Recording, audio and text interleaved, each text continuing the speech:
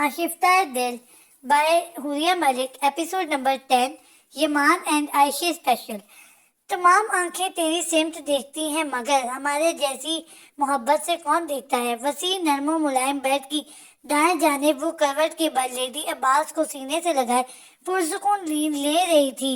घड़ी की टिक टिक करती सुइयां गुजरती रात के साथ अब रात का तीसरा पहर बजा रही थी जब कमरे का दरवाजा आहिस्तगी से खुला और वो मजबूत कदम उठाता कमरे में दाखिल हुआ। नाइट बल्ब की नीली रोशनी में उसकी पहली नजर ही बेड पर गई जहां उसका सुकून महवे ख्वाब उसे बुरी तरह से बेसुकून कर गया। उसने पहले कदम बेड की जाने बढ़ाए लेकिन फिर कुछ सोच कर वो ड्रेसिंग रूम की जाने बढ़ गया। उसे हवेली आए तकरीबन 3 हफ्ते होने को थे लेकिन एक रात भी ऐसी ना आई थी जो उसने अपने घर अपने बिस्तर पे गुजारी थी। शायद इसलिए वो अब्बास को उसके कमरे में सुलाने की बजाय आदतन उन दोनों के कमरे में ही सुलाती थी कि जब से वो पैदा हुआ था वो यूं ही उसके साथ इसी कमरे में सोता था। कपड़े चेंज करने के बाद सफेद रंग का आरामदेह शलवार सूट पहन के वो कमरे में वापस आया और ड्रेसिंग मिरर की जानिब बढ़ गया और शीशे पर नजर आते उनके अक्स पे निगाहें जमाए वो खुद पे बॉडी स्प्रे छिड़कता बालों में उंगलियां फेंस के बेड के जानिब बढ़ा तो चेहरे के तासुरात कतई जुबानवी न थे मगर इरादे अटल लग रहे थे। अपने अटल इरादों पर अमल पैरा होने से कबल उसने बहुत आहिस्तगी से अब्बास को उसकी गिरफ्त से निकाला और अपने पास करता उसके खूबसूरत नन्हे नुकूश चूमने लगा। ये उसके लम्स का ही असर था कि वो लब बसोरता रोने की तैयारी करने लगा। उसे रोने की तैयारी करता देख के उसने फौरन से उसे गोद में लिया और बेड से नीचे उतरा। मेरे बच्चे सियाने कहते हैं कि एक औरत मर्द को नकेल डाल सकती है लेकिन अपनी माँ की बजाय आप ये काम बखूबी करते हो। आपका फीडर तैयार करते हुए वो सरगोशी से किसी अंदाज में बोला जबकि उसके शिकवे से बेनियाज अब्बास बाप के बियर्ड खींचने में मशहूर हो चुका था।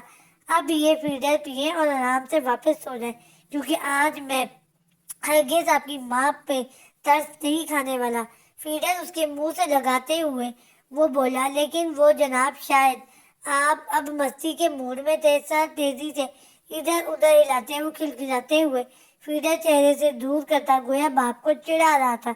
उसकी इन मासूम शरारतों पे वो मुस्कुराता वो उसे काउच पे बैठ गया लेकिन पहले ही की तरह बिना बोले वो उससे निचला लब होंठों में दबाए शरारत से सर दोबारा इधर से उधर हिलाया तो उसके लब खुल के मुस्कुरा दिए। ये ज्यादती है यार, आप मेरी बीवी के पास मुसलसल तकरीबन 2 सालों से सो रहे हो लेकिन मैंने आज ही आपकी माँ के पास सोने की बात की है मगर आप मौका ही नहीं दे रहे। इसको गुदगुदाते हुए वो मसनूई बेचारगी से बोला तो उसकी आवाज अब्बास की खिलखिलाहट पे मजे से सोई आयशे की नींद में खलल पड़ा। बंदी बंदी आंखें खोलते हुए उसने बेड पे हाथ फैलाया लेकिन खाली बेड और हाथ उसका मुंह चिढ़ा रहे थे। अब्बास के बारे में सोचते हुए वो एक झटके से सीधी हुई ही थी जब कानों में नन्ही सी खिलखिलाहट गूंजी। वो मी माँ अब्बास ने अपने सीने पे उंगली मारते हुए उसे बावर कराने की कोशिश की कि वो सिर्फ उसकी माँ है, उसके पास सोने का हक सिर्फ उसका है। जबकि बात के पसे मंजर से नावाकिफ बेड पे बिखरे बालों के साथ वो आंखों में नींद का खुमार लिए अपने बेटे को की खुद से मोहब्बत पे खुल के मुस्कुरा दी। यार माँ वो आपकी तभी भी बन सकती है जब वो मेरी बीवी बनी है, इसलिए मुझे मौका दें कि मैं उन्हें भी याद करवा दूं कि वो मेरी बीवी है। वो बहुत आसानियत से उससे यूं महवे गुफ्तगू था गोया कि वो उसकी सारी बातें समझ रहा हो जबकि दुपट्टे से बेनियाज जमाइयां लेती आयशे की आंखें उसकी बातें सुनकर पट के खुल सी गईं। उसके अल्फाज में छुपे मायने बेसाख्ता उसके वजूद में चूंटियां सी भर गए। मैं नू मी बाबा माँ जोर से नफी में सर हिलाते उसने अपने ही बात की तो वो गहरी सांस भरता उसे सीने से लगाता उसके बाल से हिलाने लगा। पूरे माँ के बेटे हो आप, उसके बाल से हिलाते हुए اس نے دوبارہ فیڈر اس کی جانب بڑھایا تو وہ اپنا سر پیچھے کرتے ہوئے عباس کا دھیان بیڈ پہ بیٹھی ماں کی جانب گیا تو وہ چہک اٹھا، بابا اماں، اس کی بازو سے قمیض کھینچتے ہوئے وہ زور سے بولا تو اس نے چونکتے ہوئے گردن گھمائی تو نگاہ گویا ٹھہر سی گئی۔ خلاف معمول وہ بنا دوپٹے کے کھلے بالوں کے ساتھ ٹانگوں تک بلینکٹ اوڑھے خاصے ہوشبہ حلیے میں اس کے سامنے موجود تھی۔ یہ اس کی نگاہوں میں ابھرنے والے شوق تقاضوں کی بے باک لپکی تھی جس سے فطری طور پہ وہ گھبراتے ہوئے عائشہ نے گڑبڑا کے گلے پہ ہاتھ مارا، لیکن دوپٹے کو ندارت پا کے اس کا رنگ سرخ پڑ گیا۔ ان دونوں کی دلی کیفیات سے بے نیاز عباس باپ کی قمیض کھینچتا اس کو ماں کی جانب لے جانے پہ زور دینے لگا۔ اسے بیڈ سے اٹھتے دیکھ کے عائشہ کا دل ڈونگیر کی مانند دھڑکنے لگا۔ وہ خود فوراً ادھر سے ادھر چہرہ گھماتی اپنا دوپٹہ ڈھونڈنے لگی جو اسے دوسری سائڈ پہ رکھے تکیے پر سے ملا تو اس نے اس کے بیڈ پہ پہنچنے سے قبل ہی اسے اوڑھ لیا۔ ماں بیڈ کے نزدیک پہنچنے یہ باز فوراً ماں کی جانب لپکا تو اس نے والہانہ انداز میں اسے بازوؤں میں بھرتے ہوئے اسے سینے سے لگایا، جبکہ بیڈ کے پاس کھڑے ایمان نے بغور اسے محبت کے مظاہرے کو دیکھا اور پھر کچھ سوچا۔ عباس کو جلدی سے فیڈ کروائے، فیڈر اس کی جانب بڑھاتے ہوئے اس نے سنجیدگی سے کہا تو فیڈر اس کے ہاتھ سے لیتی عائشہ نے تعجب سے اسے دیکھا، لیکن ذیلے اس وقت فیڈر نہیں لیتے ہیں بلکہ وہ اس وقت جاگ کے ہمارے ساتھ کھیلتے ہیں۔ اس کے چھوٹے چھوٹے ہاتھوں کو چومتے ہوئے وہ بھی جواباً سنجیدگی سے بولی تو اس نے قدرے اس کی جانب جھکتے ہوئے اس کی آنکھوں میں اپنی چمکتی ہوئی سیاہ آنکھیں گاڑی تو وہ جذبت سی ہو گئی۔ آج کی رات مجھے اپنے ساتھ کھیلنے کا موقع دے، گہرا لہجہ اور بے باک نگاہوں کی لپک نہ سمجھی کا بھرپور تاثر دیتی عائشہ اپنی دھڑکنوں کو منتشر ہونے سے نہ روک پائی تھی۔ تبھی فوراً چہرہ جھکاتی وہ بڑبڑا اٹھی، جو نشہ کر کے آئے ہیں نا وہ اس کا اینٹی ٹوڑ بھی باہر سے کر آتے۔ اس کی کئی بات کا اثر ظاہر کرنے کو وہ خواہ خواہ بڑبڑائی اور اپنے دوپٹے کو ہاتھ میں لے کر باتیں کرتے عباس کی جانب متوجہ ہو گئی۔ 8 سال پہلے ایک ظالم نشے کی لت لگ چکی تھی جس کا اینٹی ٹوڈ لینے 2 سال قبل آیا تھا، لیکن اس کا سائیڈ ایفیکٹ بہت گہرا ہوا تھا۔ تبھی اب اینٹی ٹوڈ کی ضرورت پھر سے پیش آ رہی ہے۔ بے باکی اور بے شرمی کا بھرپور مظاہرہ کرتے وہ اپنی باتوں سے ہی اس کی دھڑکنوں کو منتشر کرتا اس کا حلق خشک کر گیا۔ اسے سمجھ نہیں آ رہی تھی کہ اسے یکایک ہوا کیا تھا۔ وہ جو اتنے دنوں سے رات حویلی سے باہر گزار رہا تھا اور تو اور حماس سے لڑائی کے بعد تو وہ 2 دن گھر آیا ہی نہیں تھا، مگر آج آتے ہی اس کی بہکی بہکی باتیں اسے پریشان کر رہی تھیں۔ دن کے اوقات میں سب کی موجودگی میں وہ اسے تیور دکھا لیتی تھی، لیکن اس پہر وہ اس کی بے شرمی کے مظاہرے کیسے برداشت کرے گی؟ ماں فیڈو وہ اپنے ہی خیالات میں کھوئی تھی۔ جب عباس کے پکارنے پہ چونکی تو دیکھا کہ دوسری سائڈ پہ نیمدراز بہت توجہ سے اس کے چہرے کے اتار چڑھاؤ دیکھتا عباس سے کھیل بھی رہا تھا، مگر اب شاید عباس کو کھانے کی طلب ہو رہی تھی، اس لیے چاروں ناچاروں سے فیڈر دیکھ کے وہ عباس کے نہ سونے کی دعا مانگنے لگی، مگر ایسا نہ ہوا۔ آپ اسے کہاں لے کے جا رہے ہیں؟ عباس کے سونے پہ جب اس نے اسے اٹھایا تو وہ فوراً چھٹکی اس کے روم میں سنجیدگی سے جواب دیا تو عائشہ کے دل کو پتنگے لگے، لیکن ہم یہ ہمیشہ ایک ساتھ سوتے ہیں، آپ کو اگر مسئلہ ہے تو آپ کہیں اور سو جائیں، اس نے نوٹے پن سے کہتے ہوئے عباس کو لینے کے لیے بازو پہ لائے تو جواباً ایمان نے جس انداز میں اس کے پھیلے ہوئے بازوؤں کو دیکھا وہ جذبز ہوتی بازو نیچے کر گرا گئی۔ مجھے جو مسئلہ ہے وہ میں آ کے بتاتا ہوں، بلکہ اس کا حل بھی تلاش کرتا ہوں۔ اس کے سراپے کو گہری نگاہوں سے تکتے ہوئے وہ اسے بنا کسی سوال جواب کا موقع دیے کمرے سے ملحقہ عباس کے کمرے کی جانب بڑھ گیا، جبکہ اس اپنے بیڈ پہ بیٹھی عائشہ کا دل آنے والے لمحات کا سوچ کے پاگل ہوئے جا رہا تھا۔ کچھ کہہ رہی تھی آپ؟ واپس آ کے اس کے نزدیک بیٹھا وہ اچانک بولا تو وہ گڑبڑا سی گئی۔ کچھ نہیں کہہ رہے تھے ہم کچھ نہیں کہہ رہے تھے، نیند آ رہی ہے تو سونے لگے ہیں۔ اس سے کتراتی وہ بلینکٹ اوپر کرتی سونے کے لیے لیٹنے لگی تھی جب اس نے اس کا بازو تھامتے ہوئے ایک جھٹکے سے اسے اپنے نزدیک کھینچا تو وہ لہراتی ہوئی اس کے کشادہ سینے سے جا لگی۔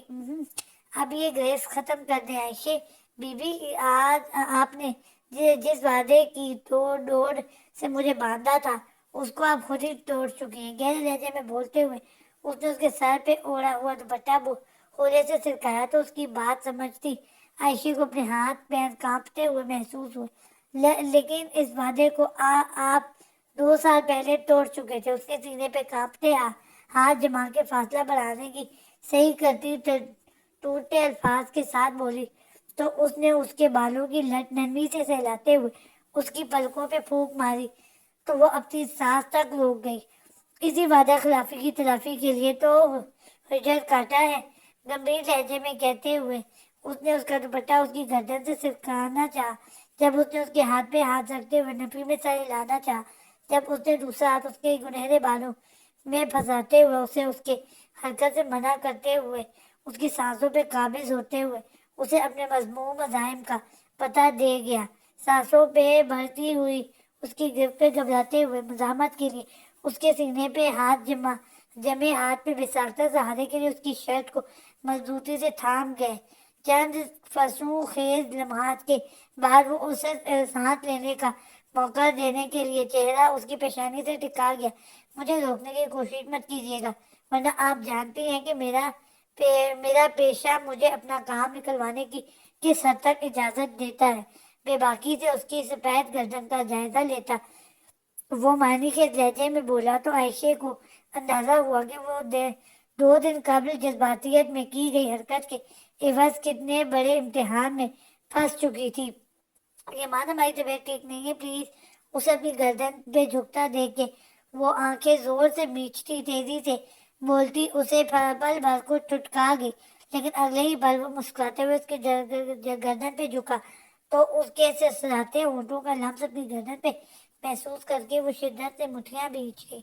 میں نے کہا نا کہ بہت ظالم ہے آپ، متبسم لہجے میں کہتے ہوئے وہ سیدھا ہوا اور ایک گہری نگاہ اس پہ ڈالی جو بکھری سانسوں اور بکھرے وجود کے ساتھ سیدھی اس کے دل میں اتر رہی تھی۔ یہ بہانہ بھی آپ کا قبول کرتا ہوں، لیکن اب مزید آپ مجھے اپنے وعدوں کا پابند نہیں رکھ سکتی۔ سنجیدگی سے اسے باور کرواتے ہوئے وہ خود پہ ضبط پاتا کروٹ بدل گیا، جبکہ اپنی تیز دھڑکنوں کو سنبھالنے کی صحیح کرتی عائشہ اس بپھرے دریا کو پرسکون ہوتے دیکھ کے ایک گہرا سکون خود میں سرایت کرتا محسوس کر رہی تھی۔ لیکن آخر کب تک؟ سین چینج۔ سرمئی دیواروں سے سجے آفس میں اس وقت ملگجا سا اندھیرا پھیلا ہوا تھا، کیونکہ آفس ونڈوز پہ سرمئی کلر کے ہی کرٹنز پھیلے ہوئے تھے، روشنی کا رستہ روکے ہوئے تھے۔ اس ملگجے ماحول میں اپنی ڈارک شخصیت کے ساتھ وہ سیاہ رنگ کے سوٹ میں ملبوس، سیاہ چمکتے ہوئے جوتے پہنے، بائیں کلائی پہ بیش قیمت گھڑی پہنے، بالوں کو جیل سے اچھی طرح جمائے، وجاہت اور امارت کا منہ بولتا ثبوت بنا ریوالونگ چیئر پہ بیٹھا سگار پی رہا تھا، جبکہ ماتھے پہ بننے والا لکیروں کا جال واضح کر رہا تھا کہ دماغ اس وقت پراگندہ سوچوں سے اٹا پڑا تھا۔ یہ اقتدار کی جنگ بہت بری ہے، اسے اگر برے بن کے لڑو گے تو لوگوں کے دل سے عزت کھوتے چلے جاؤ گے، لیکن اگر اسے احمقانہ حد تک مخلص ہو کے لڑو گے تو ہر چیز ہار جاؤ گے، اپنی جان، خاندان، عزت، نام، شوق، ترجیحات، سب کچھ۔ حسن صاحب کی برسوں قبل کہی بات اس کے کانوں میں گونجی، ایک زہر خند مسکان اس کے ہونٹوں پہ بکھر گئی۔ آپ نے مجھے یہ تو بتایا ہی نہیں بابا سرکار کہ اگر اس اقتدار کی جنگ میں اپنے ہی مخالف بن جائیں تو کیا کچھ کھونا پڑتا ہے؟ اعتماد، یقین، وفا، امید، مان، محبت اور تلخی سے سوچتے ہوئے وہ رکا اور زور سے آنکھیں میچتے ہوئے گویا بہت کچھ حلق سے اتارا ہو، اور دوستی بھی۔ بڑبڑانے کے سے انداز میں کہتے ہوئے اس نے ایک گہرا کش لگایا تو آنکھوں میں چھائی لالی اس دھوئیں کے ملغونے میں کہیں مدھم ہونے لگی۔ اور یہ بات تو شاید آپ میں سے کسی کو بھی نہیں پتا ہوگی کہ میں اس اقتدار کی جنگ میں یہ سب کچھ کھو چکا ہوں، جان سمیت۔ گہری سانس لیتے ہوئے اس نے اپنی ٹیبل کی پہلی دراز کھولی تو اس میں پڑے چھوٹے سے چاقو پہ نظر پڑی تو آنکھوں میں ایک زخمی تاثر پھیل گیا، جسے فوراً چھپاتے ہوئے وہ اس نے چھپاتے ہوئے اس نے دراز بند کیا۔ وہ حماس خانزادہ تھا جسے دکھوں کی تشہیر کرنے سے سخت نفرت تھی۔ وہ ایسا جیدار تھا جو دکھوں اور تکلیفوں کو زونت کے اپنے لیے اور خود سے وابستہ لوگوں کے لیے خوشیوں کے راستے کھوج لیا کرتا تھا۔ وہ دراز بند کر کے اپنے موبائل کی جانب متوجہ ہوا ہی تھا کہ دروازے پہ دستک کے ساتھ معظم مرزا کی آواز آئی۔ سر، کانفرنس کا ٹائم ہو گیا ہے۔ اس کے پیغام پہ وہ سگار بجھاتا اپنی جگہ سے اٹھا اور مضبوط قدم اٹھاتا ایک نئے مقصد کو پورا کرنے کے لیے آگے بڑھ گیا۔ سین چینج۔ اس رات کے بعد اس کے کہے گئے فیصلے کے بعد اس کے کیے گئے فیصلے کے 3 دن ہو چکے تھے۔ وہ اجنبی نقاب پوش دوبارہ اس کے پاس نہیں آیا تھا، بلکہ حسن صاحب بھی اس دن واپس چلے گئے تھے۔ ان کا تو وہ جانتی ہی نہیں تھی کہ ان کی جاب اور روٹین ایسی تھی کہ وہ یوں کسی کو بھی دستیاب نہ ہوتے تھے، مگر اس رات کے بعد اسے اس اجنبی کی روپوشی پہ ثابت کر گئی کہ وہ شخص واقعی باس کا ہی آدمی تھا۔ بی بی جی، کھانا لگاؤں آپ کے لیے؟ وہ سیڑھیوں پہ پرپشمردگی سے بیٹھی لا یعنی سوچوں میں مشغول تھی جب ملازمہ کی آواز پہ چونکی، نہیں کبرا، ابھی مجھے بھوک نہیں ہے۔ نرمی سے انکار کرتے ہوئے اس نے سر واپس گھٹنوں پہ ٹکا لیا۔ اس کے انکار پہ سر ہلاتی کبرا واپس پلٹنے لگی جب ہال میں پڑا لینڈ لائن بج اٹھا، جس پہ آگے بڑھ کے اس نے ریسیور اٹھایا۔ السلام علیکم، اس نے پائیدار انداز میں سوال کیا اور دوسری جانب کا جواب سننے لگی، اور پھر چند لمحوں کے بعد قدرے بلند آواز میں بولی، بی بی جی آپ کا فون ہے۔ اس کے پیغام پہ اسے حسن صاحب کا خیال آیا۔